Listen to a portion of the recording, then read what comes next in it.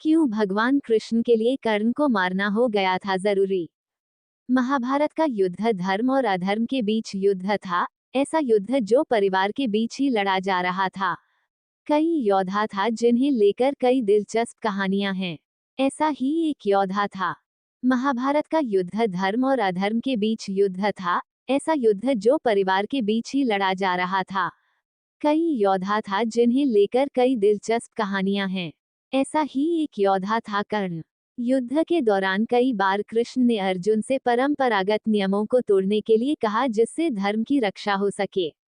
कर्ण की हत्या भी महाभारत का एक ऐसा ही हिस्सा है।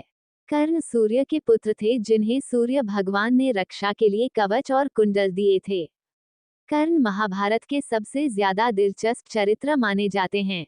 उन्हें सूर्यपुत्र, महारथी कर्ण, दानवीर कर्ण, सर्वश्रेष्ठ धनुर्धर कर्ण, राधेय, वसुसेन जैसे नामों से भी जाना जाता है।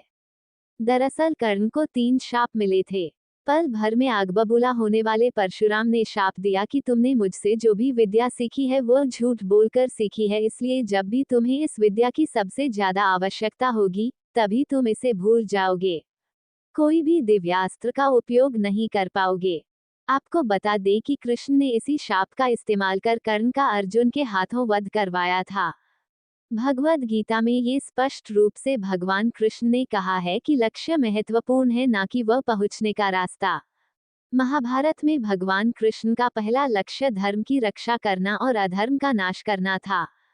धर्म की रक्षा के लिए कृष्ण नियमों को तोड़ने से भी पीछे नहीं हटे। कर्ण की हत्या इसका सबसे बड़ा उदाहरण है। युद्ध के दौरान कर्ण निहत्थे थे तब कृष्ण ने अर्जुन से कर्ण को मारने के लिए कहा था। महाभारत का युद्ध कोई आम युद्ध नहीं था, क्योंकि यह युद्ध परिवार वालों के बीच था, जिससे किसी एक को तो मरना ही था। इसलिए धर्म की रक्षा करने के लिए कृष्ण ने निःशस्त्र कर्ण को मारने का फैसला किया था। कर्ण को सबसे शक्तिशाली व्यक्ति माना जाता है जो अर्जुन को मार सकता था, इसलिए कर्ण को किसी भी तरह मारना जरूरी था। कर्ण मौत के बाद आगे चलकर पांडवों की महाभारत में जीत हुई थी। क्यों कर्ण को आज भी इज्जत की नजर से देखा जाता है। कोई भी कृष्ण के कर्ण को मारने का सही जवाब नहीं दे सकता, लेकिन जो अधर्म के रास्ते पर चलेगा उसका सर्वनाश निश्चित है। कर्ण गलत नहीं था, सिर्फ उन्होंने गलत लोगों का साथ दिया था। यही वजह है कि उनकी मौत के बाद भी दुनिया भर में उनको इज्जत से याद किया जाता है।